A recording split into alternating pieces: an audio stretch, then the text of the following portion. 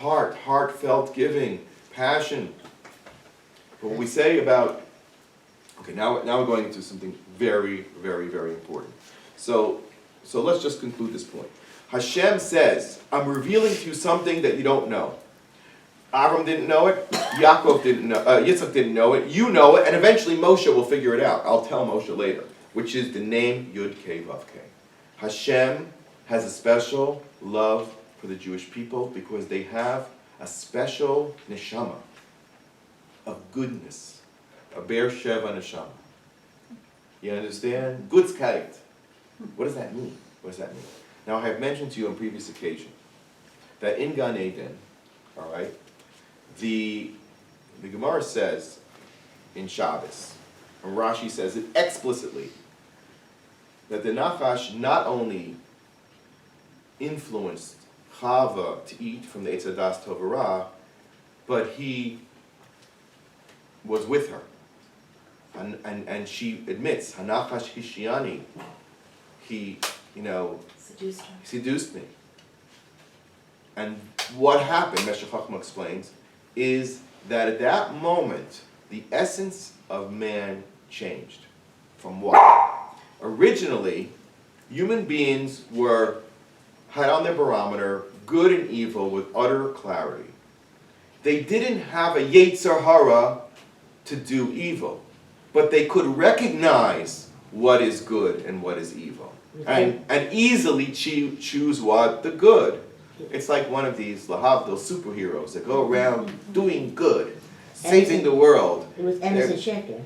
Yeah, they could, this is bad, I'm going to attack it. This is good, I'm going to accept it. And in the very nature of man was to be that champion. And all Adam and Chava had to do was keep doing it and grow and gain experience and do more and more mitzvos of choosing the good and rejecting which for them was easy. After the Nachash intervened, the Nachash is no longer an external thing. Evil is no longer out there. It's in the heart. It's literally in the chamber of the heart. Okay? Yetzer, Leiv Ha'adam, Ra Kol Hayom. That's what we say when? After the Mabul, because Hashem, well, actually, right before the Mabul, Hashem realizes that they cannot easily get back to the state that they were before. When would they? When would the Jewish people, and then through them, anybody who really wants to, can return to the essential good? Har Sinai. At Har Sinai, what's known as the Zuhamat HaNachash. That's what the Gemara in Shabbos, Kuf Lamed Chet, 138, says. That it asks the question, why are non-Jews different than Jews? There's a Mishnah in Avodah Zarah, a remarkable Mishnah. The Mishnah says, if you're traveling and doing business, it's Maseches Avodah Zarah, so obviously it's about the contact between Jews and idolaters. And so it says, if you're traveling, you're not allowed to store your animals with a non-Jewish person. Why? Why? Use them. Steal them. They'll do a lot more than steal them. Bestiality. They'll do a little of Nachash Hishiani. Yeah, they're Cheshudim ala Raviyah. They have a taiva, they do whatever, they want to relieve it whichever way they can. And then, women are not allowed to stay alone. You cannot entrust a woman to stay at an inn. At an inn that's owned and run exclusively by non-Jews and populated by non-Jews because they are not able to control themselves and they're chashudim al ha'arayos. And a man, a single Jew, was not allowed to stay with non-Jews in an inn because they're chashudim al shvichus damim. Second parak, Avodah Zarah, open Mishnah. Now I have been talking about the three primary sins, Adam, Chav, and Nachash, which were Kina, Kavod, Taiva. You can make the correlation there. Gili Arayos, Shvichus Damim, and Avodah Zarah. That's the primary condition. That's what it means that the Nachash got inside. We are imbued with these three drives. And like I'm a psychologist, so this is how I view it. The human condition, our challenges, as Jews especially, is we've got to confront these three drives. you gotta confront it. And you have to develop the good midos that will counterbalance the one, on the lowest scale of morality is you won't do it because you'll get beaten up and you'll get punished. Shar Shamayim. There's Yira and there's Ahava. Yaakov Avinu was sent into Galus with both. Sent into Galus with both. He says, you know what? Don't think, just because you're in Galus, that you're any less than my people in an original state. In other words, as the Gemara explains, Avram, Yitzchak, and Yaakov accomplished a tremendous thing. 3 avos, counterbalancing which 3 problems? The 3 big averos. I'm not going to muddle you to define who is what, but trust me. The 3 big averos, meaning they purified the souls of man, which had become sullied by the incident of the Nachash and Sarah, purified them, and got them ready for a bigger purification known as Matan Torah. But the stage that was critical was Yaakov. Because the Gemara says Avram had to get rid of part of it. What did Avram have to get rid of? He had to get rid of Yishmael. Okay? Now Yishmael was half good, half bad. He had half a bris, right? Not all bad. And then Yitzchak has to get rid of Esav. Esav had no bris milah at all. Did you know that Esav never had a bris? Yeah, I just learned it. He's the only member of the patriarchal family that never got a bris because he was red when he was born. And the halacha is that they view that as a potential risk of what? Of, what do you call it? Hemophilia. And when he got bigger, he didn't let them. Never had a bris. Okay, so we got rid of, if you want to look at it that way, developmentally, we got rid of half the problem with Yishmael, and we got rid of the whole thing by getting rid of Esav. Therefore, Yaakov was able to create 12 holy tribes. Not that they weren't without difficulty. Don't kid yourself. We get the difficulty right away with Shimon, Reuven, Shimon, Levi, big tsaros. Again, keeping it all together. What does Yaakov experience, therefore, at that critical place? In Beit El, Yerushalayim comes to Beit El. Why? Because Jews are going to be in danger always of breaking apart. What destroyed the Beis HaMikdash? And that's what leads to exile. That's exactly what Hashem was saying to them. The only way back to Yerushalayim is for the stones, which are the building blocks of the world, to unite. For the Jewish people, for all 12 tribes to come together, as they did in Mitzrayim. Then you have the possibility of return. And I don't have to wax poetic here about the political situation in Israel. But could there be a separation greater than this? A chasm? Over what? Over egos and wanting to force people to do things that they don't want to do. They want Haredim to go, leave their lifestyle and come to the army, which is absurd. Because they can't. Unless you transform the army into a completely Hasidic army. That would be very interesting, actually. Middle of the war. Mincha!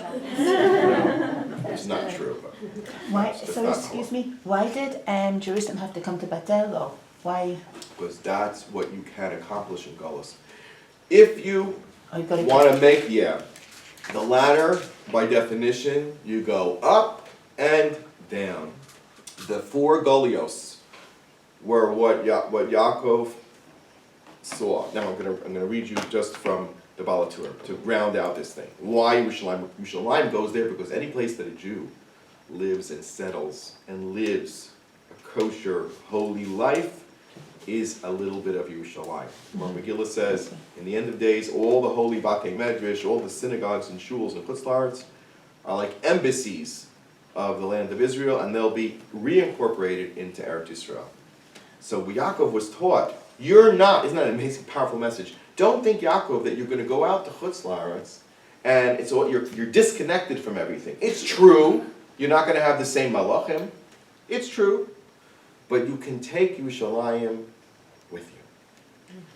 And if not easy, what's going to hinder you is the damage that Esav does to you. okay? But hang in there for a second, we'll get to that. Let's look at the Baal HaTurim. Baal HaTurim says, the Baal HaTurim is the son of the Rosh, one of our three major codifiers. We're talking about Rishonim, who interpreted the Gemara for us around the year 1000. And eventually it became codified into Shulchan Aruch, the three major poskim, three major academies. Again, because of the Galus, we were spread out geographically, and Judaism developed its rabbis, its teachings, and we always learned Gemara. The Rosh was in Germany and then later in Spain. The Rambam was in Spain and later in Egypt, and he had the North African tradition, which went back to the Gaonim, which went back to the Babylonians, because they went from Babel to North Africa. And then, the Rosh, the Rambam, and who was there? And the Rif. The Rif was really North Africa. It was real North Africa. So that brings together, really, geographically, the entire Jewish people in terms of their sage understanding of Gemara, and based on their understanding of those Rishonim, we then work it out, halacha. We follow any two out of three. If you have the Rif and the Rambam, so the Chachamim in Eretz Yisrael, Yosef Karo in the 16th century said, okay, we're going to go with the Rambam, which is why all Sephardim go with the Rambam. Teimanim go only with the Rambam, which is radical. But that's another story. But the European rabbis had a different way of looking at things. That's why the rabbis of Krakow, the Ramah of Poland, they did not necessarily agree, and they often disagree with the Psak of the Sephardim on many, many issues. Not only, Kitnius, okay? Lots and lots of basic stuff, including Hilchos Nida, Hilchos Shchita, the basics. So, but that being said, Torah can be brought wherever. There's going to be Batei Medrash in Germany, in Spain, and in Babylonia, and in North Africa, and it's all going to be, what?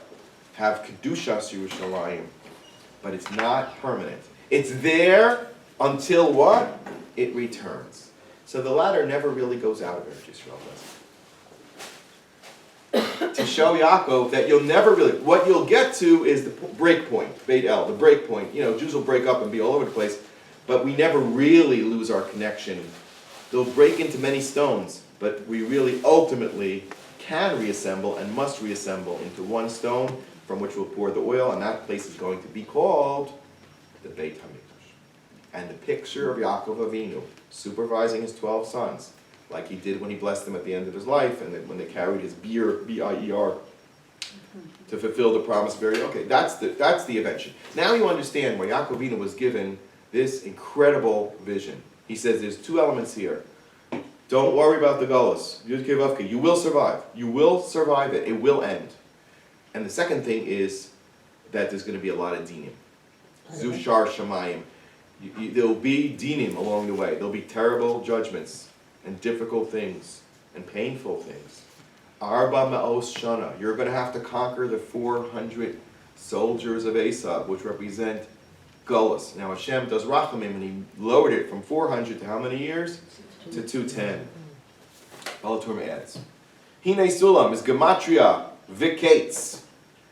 Hashem revealed the end of days, Mashiach Tzaitin, to Yaakov Avinu. When did Yaakov want to reveal that? When he felt he got everybody together at the end of his life. Bikesh, Yaakov, Legalos, Esakates. Why then? Why there? Because it's time to go back to Eretz Yisrael by carrying his bones, which was the first step. The first step out of Mitzrayim was carrying the bones of Yaakov. So he says, let me tell them what's going to happen. No, not ready. Sulam Mutzav Arza, says the Baal HaTurim, Merkavo. This Sulam is the, how shall I say, the engine of Hashem, the vehicle of Hashem, right? That vehicle can take to Shechina, even where? Into Gullus. And unfortunately, that's where it is. And Sulam is also Lamas, which means we are subjugated financially to the nations of the world. They hold us captive. Why don't all the Jews of America move to Israel immediately?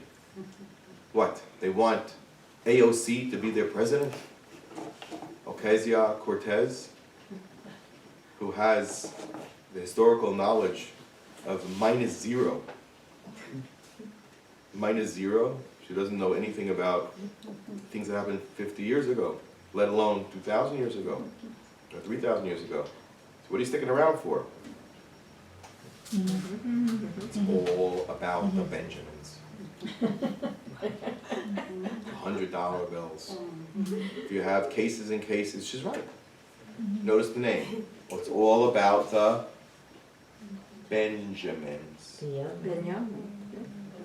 Who's the current prime minister? Yeah. That's the break point. Where does the Jewish people break down? At the Benjamins. And what was the damage that Esav does to Yaakov? The Gid ha-Nashat. And the Gid ha-Nashat represents the ability to stand on your own 2 feet, to be financially solvent. The damage that Esav does to Yaakov is that he needs money from Esav, who now is getting all that shefa instead of us. Because if we don't get it, because of Gullus, he gets it. So we are bound to him. Do you know how many Jews left one Russia, which was real Russia, in the 1880s, in the 1870s, and even earlier, because they were so brutally, horrifically oppressed by the czars, who only gained control of the Jewish people around 1800, not earlier. You know why? They hated Jews so much they didn't let any Jews into Russia. But under Catherine the Great and so on and so forth, they extended their territories. Guess what they ended up with? Millions of Jews. Ugh! Chassidim with Payas. They didn't want any part of it. We're going to Russianize you. We're going to teach you Dostoevsky. And that's what the Russians, under the Soviets, continued. What was going on under the Tsars, the Cantonistim, where they stole little Jewish kids and didn't let them go to Cheder and learn the Holy Torah and climb the Sulam all the way up to Hashem. Why?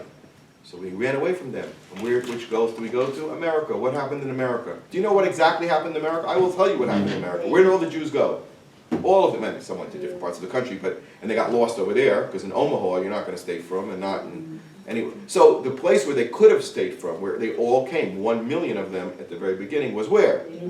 Where in New York? The Lower East Side. That's where it all started. What do? They could only either be peddler. The from ones were peddlers, because peddlers could decide not to work on Shabbos. The peddlers were the beginning of Orthodox Jewry. Did you know that? They were. But everybody else did what? They threw the shmata business, which you had to work 6 days a week or nothing, because you needed the Benjamins, and therefore assimilation. And they were torn away from Shabbos, which is our bris with Hashem, right? It's an os, O-C. Take Jews away from Shabbos, you're taking them away from Hashem. Oh, also another important point that's going on. How many cities in Israel are now openly violating Shabbos for the first time in the history of Klal Yisrael, and it's simultaneous with the division that's going on, and it's exceedingly dangerous, and it can only lead to one thing. Chas v'shalom. I don't even want to say what. Close. So it's very, very dangerous. And that's what Esav does. He grabs in the Gid HaNasha. Gid HaNasha represents financial support. It also represents children. Loins from which children are created. He's going to get the kids. He's going to get the kids. And by getting the kids and dragging them into his culture, there's no continuity with the Jewish people. If you don't teach kids Torah, there's nothing. Okay? So, says the Baal Turim, Mutzav Arza, yeah, the ladder is rooted in the ground. Rosh Megia Mitzrayma. So what does that mean? He says, Remez, Lemi she mushlach la'aretz. If you're thrown down to the ground, says Yaakov, says Hashem to Yaakov, it's only lefi sha'ah, it's temporary. Ya'aleh hashamayma, we will always rise. Jews are, by definition, eternally resilient. Resilience is learned from the Jew. Do whatever you want to him. The next thing he comes out, alive and kicking. Stronger than ever. Okay? More filled with life. Okay. Now, the Meshech Chochmah says that Yaakov said to Esav, when he gave him the gift, he says, Yeshli shor v'chamor. What other major animal that they've been using the whole time did he not mention? Yeah, why not? Says the Meshech Chochmah. There's no mention of the camels, but he must have tons of camels. So he says an incredible thing. He says, a camel has half the kosher sign. Has half the kosher sign. Right. Camel, choose cut, doesn't have split hooves. What is Esav? Half a Jew. Also half a sign. Which is what? Chazir. He says he appears to be righteous and good and generous, but inside he's burning with all the bad midos. And that's why we say chesed le'umim chatas. The generosity of the nations is evil. Where do you see that? Who are they being generous with today? Who do they give tons of money to? The Arabs. Palestinians. Yeah, tons of money, tons. Oh, the poor Palestinians. Gaza! All you have to do is go to any Jewish campus, any campus in America, Kal V'chomer in Israel, and start talking about Gaza. Evil criminals. Who's the evil criminals? It's Chesed Le'umim Chatas, United Nations. Oh, peace and education for everybody. UNESCO runs a zillion schools all over, Oh, UNESCO. No Hebron. No Harabayas. There is no Jewish people. There is no history. Oh, the great Chesed organization. Rife with evil. Fully evil. Got it? So, it says Meshech Chochmah, he didn't want to send camels to Esau. He wanted to give him a message. He says, good and evil, I know the difference. I know what's treif, like a chamor, and I know what's kosher, like a shor. And you know that if you hitch a shor and a chamor together, what avera do you get? Chalayim. That's a mixture that you are not allowed to do. He says, I know the difference. I have scrubbed humanity's soul back to where we were. That evil is external to us. But you, Mr. Esav, are not like that. And Yaacov was saying to Esav, therefore, don't mess with me, because we are the fulfillment of everything that's spiritually superior. You want to wrestle with me? I can wrestle with you. Because we have a superior connection to Hashem, and I have Hashem's with me. Not that I'm not going to try to be nice to you. And he did. Okay? And he gave him lots of stuff to influence him and say, this is what's good and this is what's evil. But to no avail. Now, that's what the Meshech Chochmah says, and he says that that's what it means, Paska Zuhamasan, what the Gemara over there in Chulin is saying, that the Jewish people are intrinsically not tilted towards evil. I told you the story of what happened in Ramallah on November 29th. Did I tell you the story? No. Oh gosh, we'll end in a minute. It says, okay, so they had November 29th, which is the day Israel was declared, right? So they make it into an anti-Yom big day in Ramallah, had a conference in Hebrew. And all the people from Israel who support Palestine over Israel, right, or to whatever extent, went there for a big speakers conference in Hebrew. All the Smolani come to kiss them and chesed, give them chesed. So up stands the guy from the Turakarta with payas and everything, and he goes, in Ivrit, I want to tell you something. Not only are the settlements illegal, but the entire state of Israel is illegal. And he's wearing a Palestinian banner with the Palestinian colors. Who was this in the Torah? The head of the Turakarta. And here's a short, bald guy, a small one, he probably grew up in Shomar Tzerek, but who knows? And he's yelling at him. They're saying to him, shh, go down. They're shushing him down. And then they start walking out, and he goes to him. And he says to the Arabs, Hu lo Yehudi. He's not a Jew. And I'm thinking, 1 second. And what are you exactly? Excuse me. What do you see yourself? This guy, this bald Smolani, pepperoni pizza on Yom Kippur. He's pointing to this guy with payas, who only eats, probably doesn't eat anybody but his own shrita, and never violated Shabbos in his life, and would never get on a Shabbos bus. You're saying that he's not Jewish? Look at the absurdity of the disunity and the disrespect for Am Yisrael and Torah Yisrael. That is the problem. That exchange. The stones got to come together. So the Minchas Chinuch says that the mitzvah of Gira Nashe was given to Yaakov Avinu at this point. I'm going to end with his words, which are so beautiful. They're not to be believed. What was the purpose of that mitzvah? So he says, Yaakov had this battle with Esav, he's injured, and therefore the sinew we don't eat. He says, Kidei shetiyeh remez liYisrael, a hint to the Jewish people. Sha'af al pi sheyisbelu tsaros rabos begolios, they're going to have terrible problems in exile.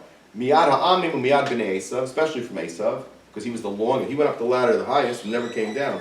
And he says, Sheyu betuchim shelo yavedu, you will survive. Ela le'olam yamod zar mishmam, there will always be Jewish people are eternal. V'yavel lahem gol v'galam b'yad zar, there will be a Mashiach. Uzichron tamid inyan zeh alidei mitzvah shetiyeh lezikaron yamdu be'munasam, hold on to your belief, u'betzidkasam, and your tzidkus forever. Right? Because that malach that fought with Yaakov was the malach of Esav. And he tried to uproot the Jewish people from the world. Was he successful? No. Hitler Yimach Shemo, Mizaro Shalom Molek. Their job is to uproot the Jewish people, not only from Eretz Yisrael, but from the entire world. Okay, and that's what but Gid Nosha, this week's parsha tells us, will not be successful. So we got to make sure to connect the head and the neck, to keep going up the ladder. We might be thrown off the ladder, doesn't matter. Get up, dust yourself off. Jewish people are ultimately resilient. And Mitzvah Hashem, we should see the fulfillment of the tfilos of Mariv.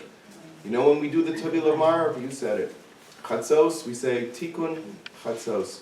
There was a fourth prayer that Jewish people always said in the deep Gullus was Tikkun Chatzos, where you would cry, what? Tikkun Rachel, the bitter tears. Leah comes afterward. Leah is the coming back. But Tikkun Rachel is the essence. It's tfilos and crying and eicha. That's Rachel. Because she's at the border. Rachel mavaka al baneha. What is she mavaka al baneha? That they left? No, because they're not together. Not together. Okay, so Mitzvah Shem, you should see some of that come Is together. that why you said that we use the feminine word? Feminine word, why? Remember you last Yeah, time? because weakened. Weakened by the Gid Hanasha. Weakened. Tashash kocho. He doesn't have the same power that he would have if he would be in Eretz Yisrael. And by the way, I should have added that. The difference between a Jew in Golos and a Jew in Eretz Yisrael is one thing. It's Yaakov. You become a fighter. Fighter. Jews, when they get to Eretz Yisrael, they become military giants and war heroes. In Chutz La'aretz, they herd them to the gas chambers. And that's the difference. Thank you, Rabbi.